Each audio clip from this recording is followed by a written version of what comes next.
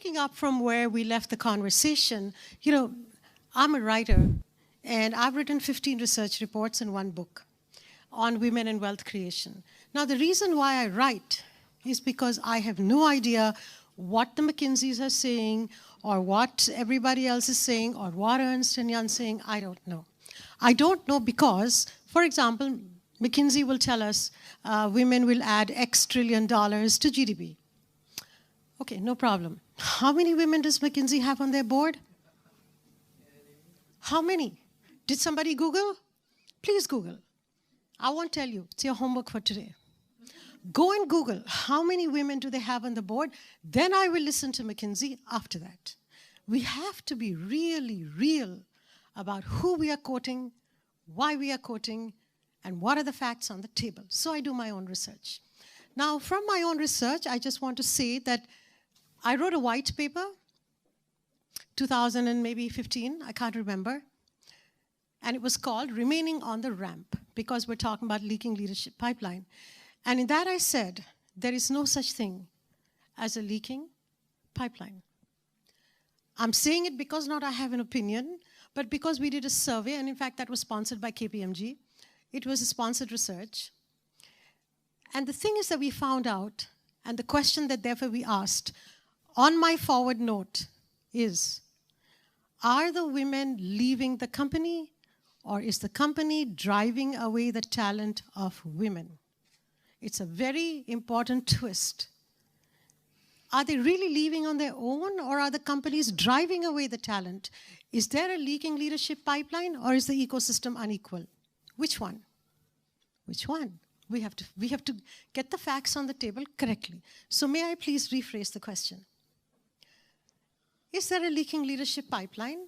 Are the women leaving the company, or are the companies driving away the talent? What do you think? Thank you, Poonam.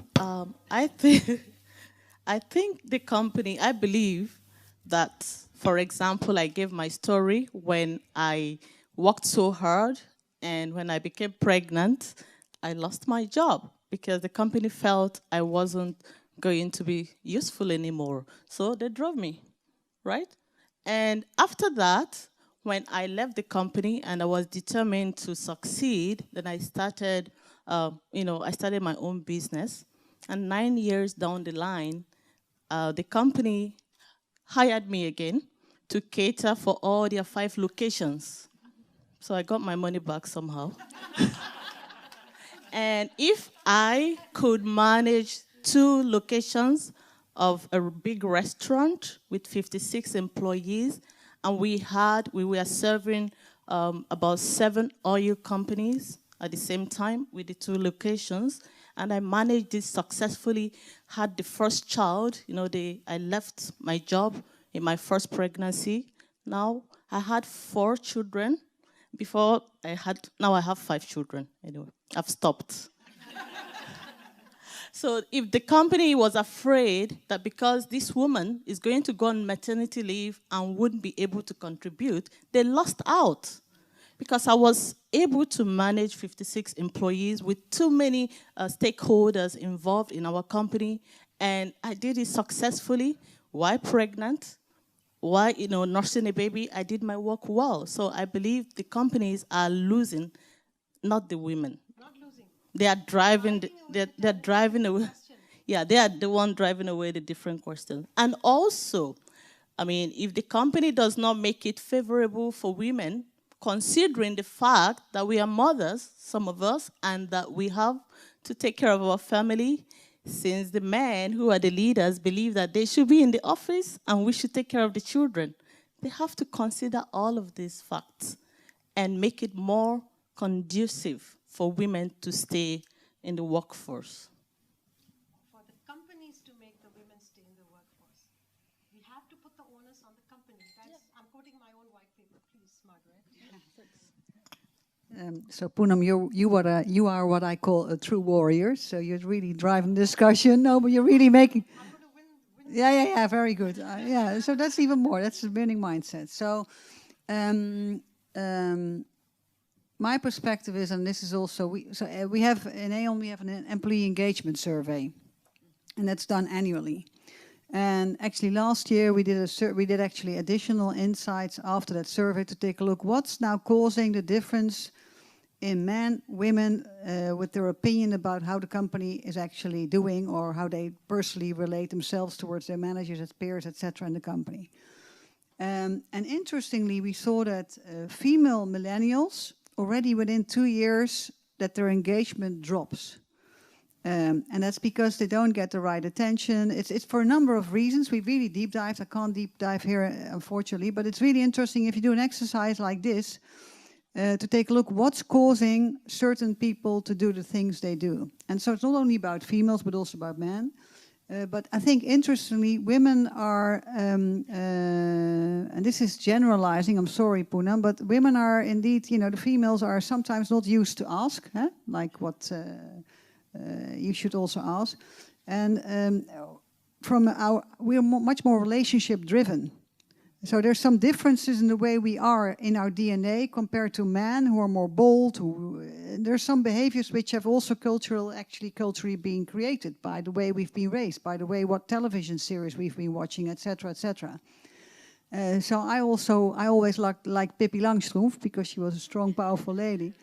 And she did whatever she wanted to do. But back to this, it's really important to realize that some things have created certain things, so you can't generalize really, but you can do some research and also internally some research around what's creating this and why is that happening. And it's also because some people are not able to speak up, they don't know how to speak up, so then you need to take a look, okay, how can we make sure that those people feel more comfortable in the environment they are in? And so I don't want to generalize, overgeneralize, but I think what's needed is a much more tailored approach to the differences between men and women. And also, and I'll talk about it later, also financially, how that actually needs to be addressed in a more thoughtful way. And if you're aware of this, you can also help them by training, also training the men, but also training the female millennials to be, you know, and Generation X, my generation, a lot of my generation never worked. They now come back to the workforce. But then it's also interesting to see that they have gone home to watch their children, which I think is, you know, if you enjoy that, I'm in favor of people saying, I'm going to take care of my children. If that's what you really want, you know, let those people, for God's sake, be happy. And let them also enjoy what they're doing. If they want to come back to the workforce now, fantastic. We need them. There's a lack of talent. And if they want to go and use their talents again in a new manner, I'm really applauding that.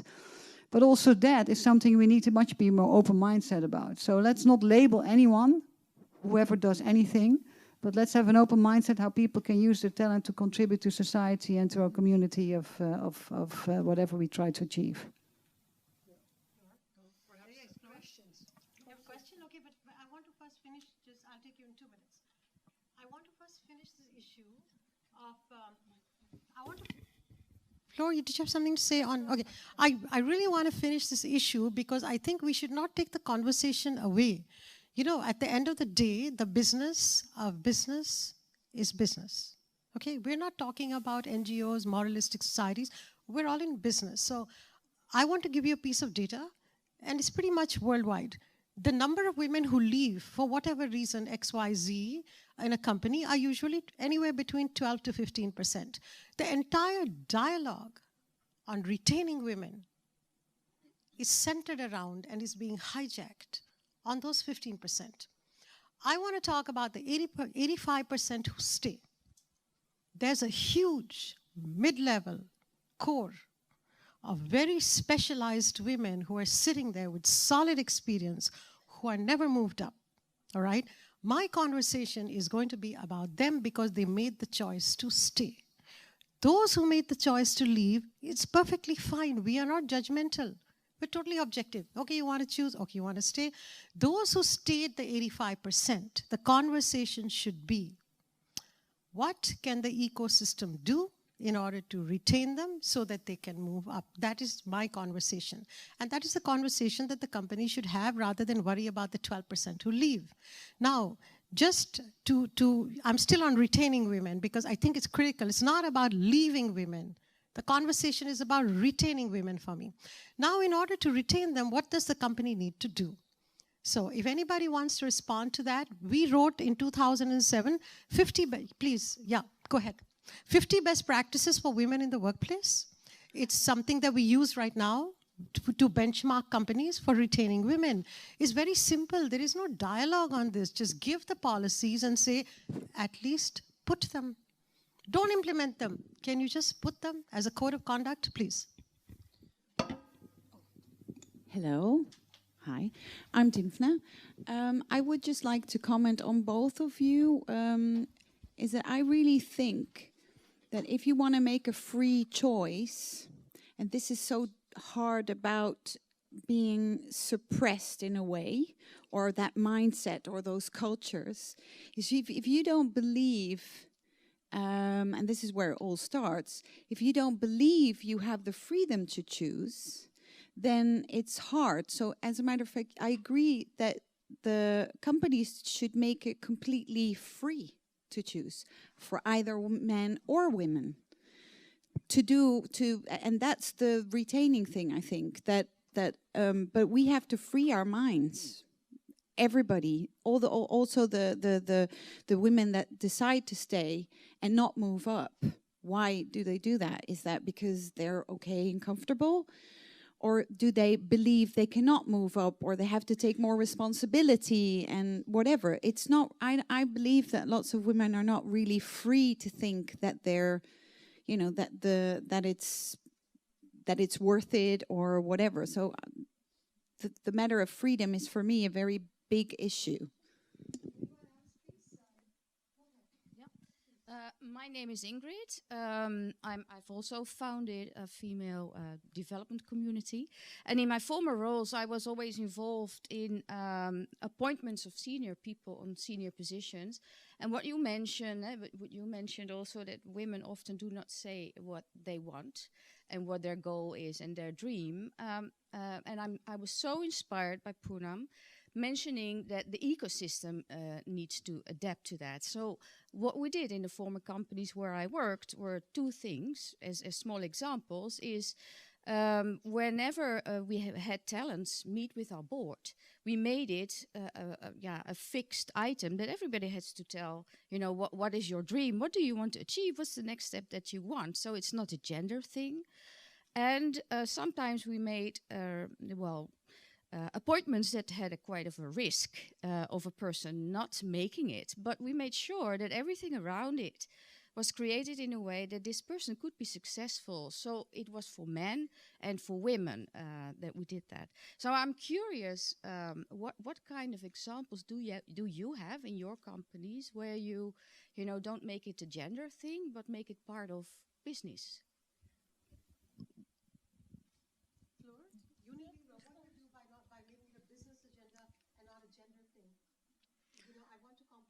Ingrid, she was our speaker at our retreat for the last 2 days. She was excellent. Please.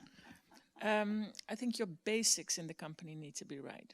So the pay needs to be there, the flexibility for both male and female employees to sort of have the agility and the flexibility to do their work when they want to do it, where they want to do it, of course, within all the boundaries that are set within your company for that and all the possibilities that your company or your job offers for that.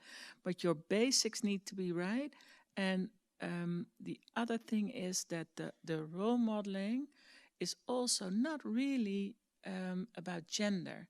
The role modeling is really about showing that it can be done. And from a personal story, I have 3 children.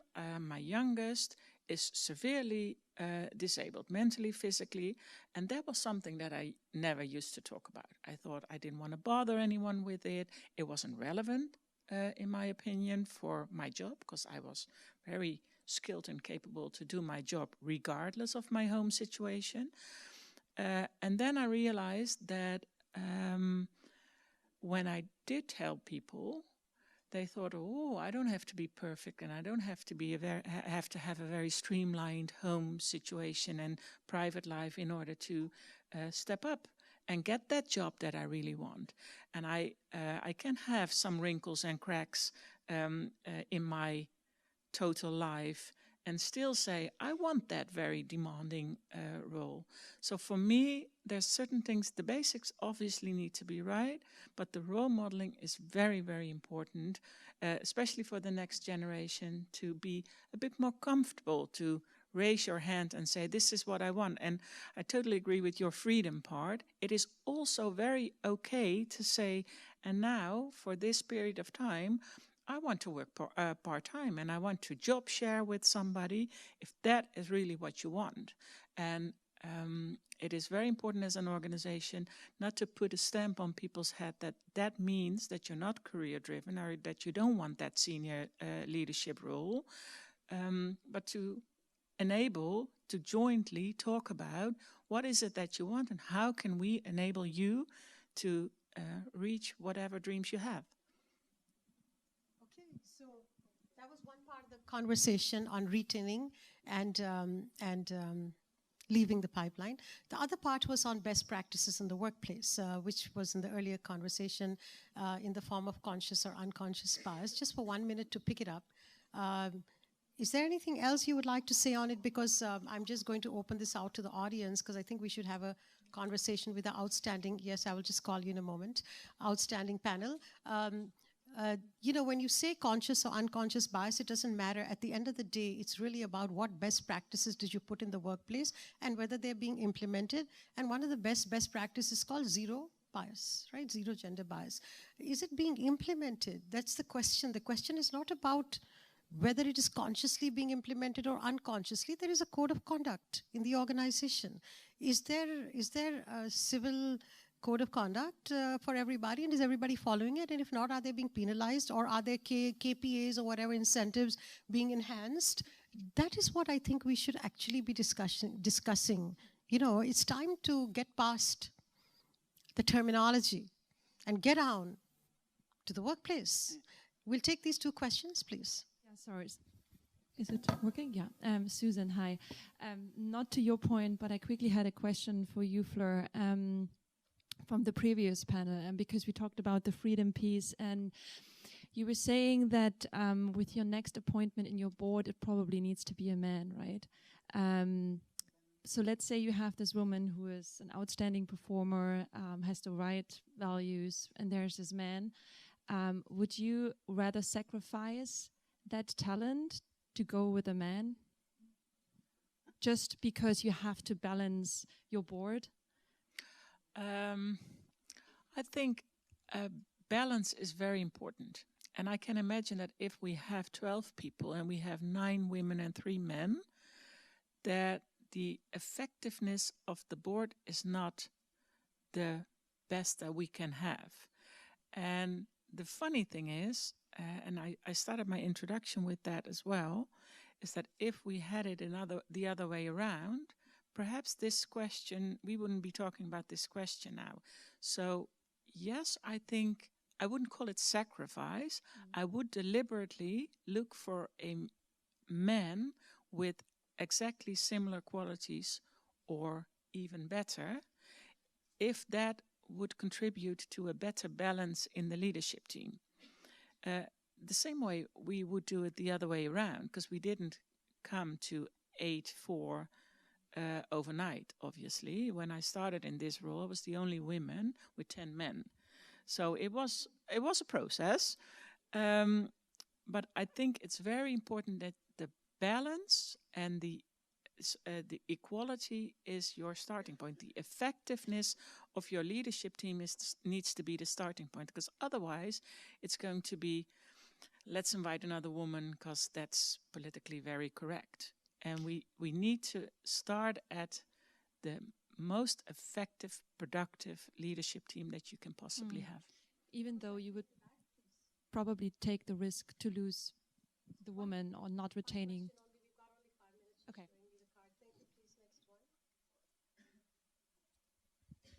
Hi everyone, this is Denise. I want to touch on the 85% that you were talking about, the people who are in the company, who are staying in, but what we call stay and quit. So they are in, they are not leaving the company, but they are not leaving where they are.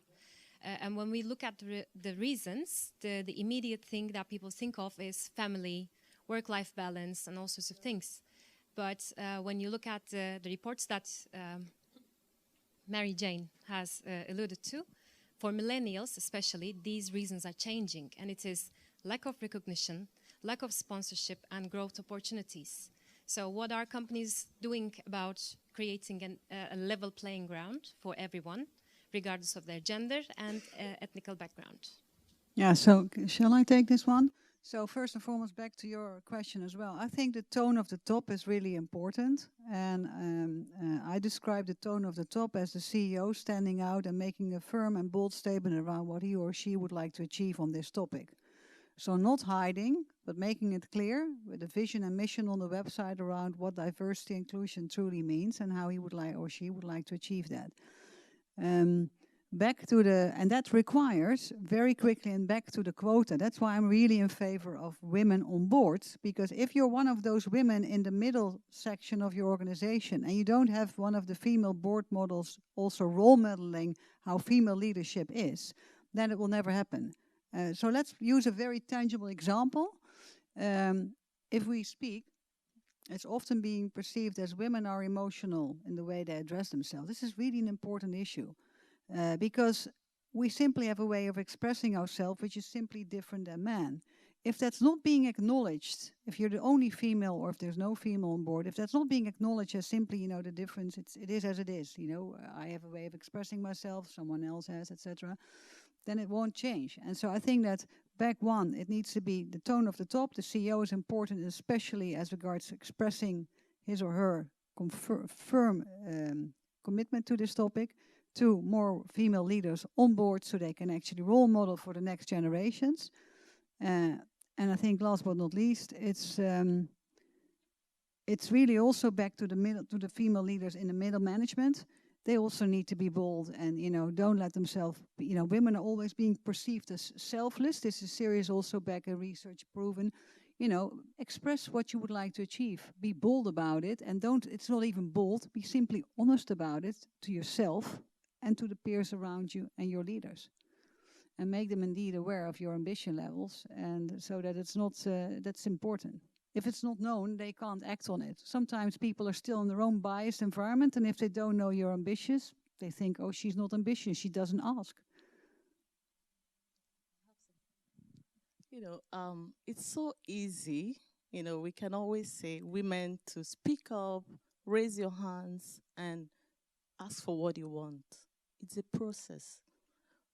As a mentor, I mentor women in business. I know how long it takes me sometimes to shift some women from where they are to even accept and be open to take up leadership positions. And another thing I would like to say is leadership, you have to learn it. You have to learn. If they said there's an opening here and you're not qualified, you're not going to be invited. So it goes hand in hand. Number one, being able to improve yourself, which is what we do in Rise and Lead, you know, providing professional development and leadership development for women just to get them ready and also for them to understand the qualifications they need to be board ready. And we'll be discussing that tomorrow during the panel section. So that is one thing. And like I said earlier, we all have gifts. And when we are exercising these gifts, we feel very fulfilled. So to answer your question, some people don't move forward. They are not moving out. They are so dissatisfied. You need to hear them speak against their bosses. You know, they are so unhappy, and that is not right. So the best thing is that the companies should invest in leadership training for everyone in the organization, not just women, because there are too many bosses and we have to change that. We need to develop leaders, and it is a process. It requires a mind shift, and you have to understand the necessary skills that you need required to lead. And also, if you feel that you're in a place and you're not fulfilled, why are you there? Move to somewhere else. Find a place. Find something that you are passionate about and start doing it, or go to a company that will recognize the value that you bring to their organization. So you will feel fulfilled and be happy in life. Thank you. Instead of diversity. I prefer the word homogeneous and non-homogeneous. That's my personal preference. So I always say, I don't want a homogeneous board. Okay, now you can interpret it in whichever way you want. You can say, I don't want all men, or I don't want all women, or I don't want all Dutch people, or I don't want all Indians, but it's gotta be non-homogeneous. To me, that's a far more clearer scientific concept of what you want. So that if you could just go to YouTube, I think just last week I uploaded a 2-minute conversation on that, companies are at risk. If you actually have a homogeneous board, your company is at risk. The enterprise is at risk. Not for any other reason, but because you do not see the upside opportunity that is standing in front of you, because a homogeneous board may not see it. But a non-homogeneous board may see the upside opportunity. That's the risk of wealth creation being less. We can talk like this. I'm saying you don't always have to talk in terms of equality. You can also talk in governance terms. You can also talk in wealth creation terms. That conversation, I want to move a little bit everywhere, wherever I go, all over the world. I want to move the conversation, right? Regarding boards, since you mentioned, I think Marguerite mentioned, and Fleur, I think the board issue is not we can keep on talking forever. The question is, who's listening to me? Is there somebody listening to me? And if they are, how come the numbers are not moving? Therefore, my assumption is nobody's listening. Therefore, what will I do?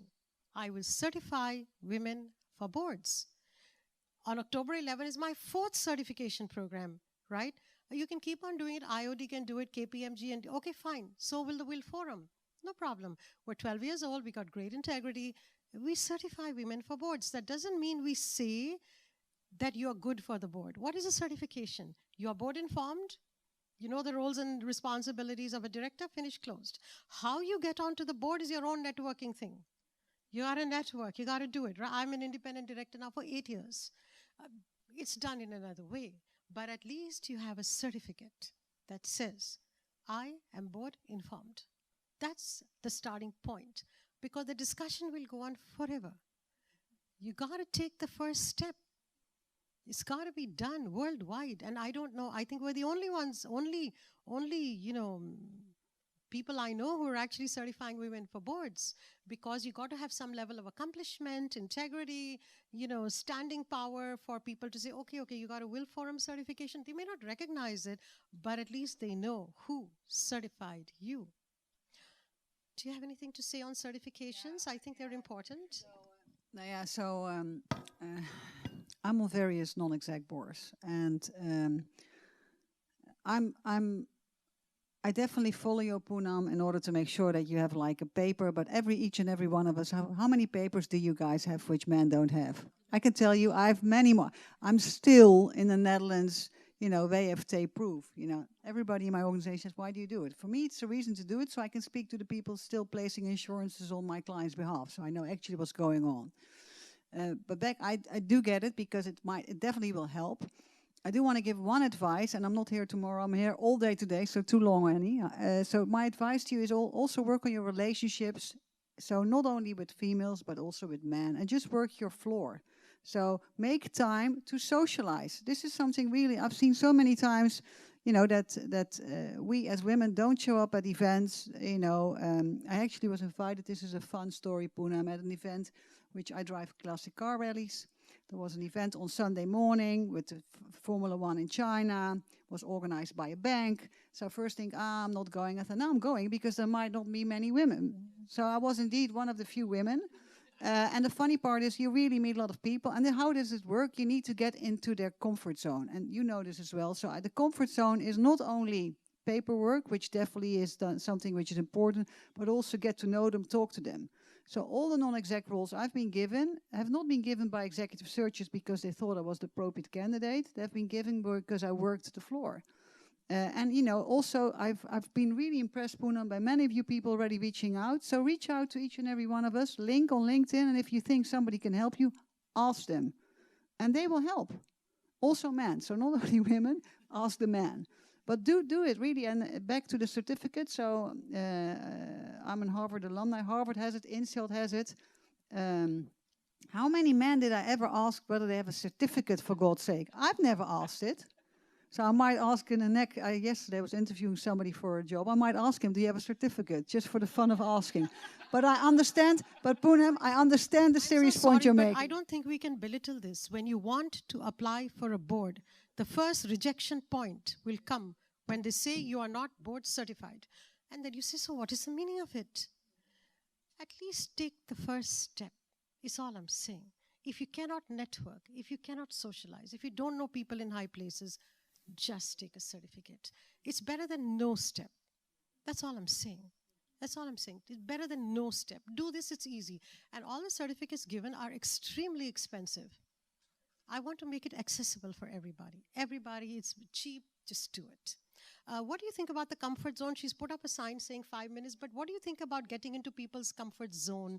Is it easy for women to get into comfort zones? You know, when you socialize, how easy is it? I mean, we are all different. We are all different people, and we have different personalities. I go anywhere I can be seen in the room.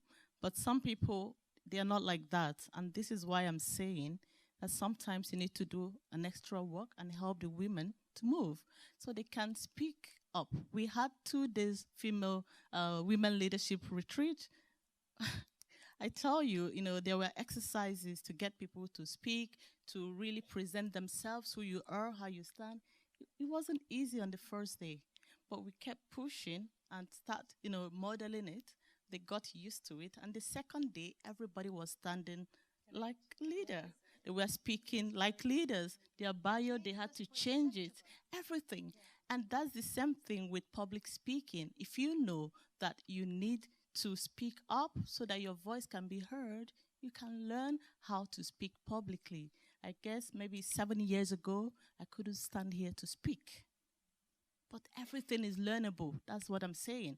If you desire it and you're ready to attend to that position, please ask yourself, what does it take for me to go from point A to B? Go and learn it, read books, attend trainings like this.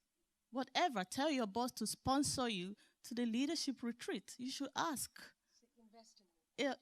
Ask your boss to invest in you, right? To invest in you and also maybe invest in yourself. That's what I do. It has helped me to grow personally and professionally, and I believe that everybody can do that. Yeah. We'll give the panel an excellent hand, please.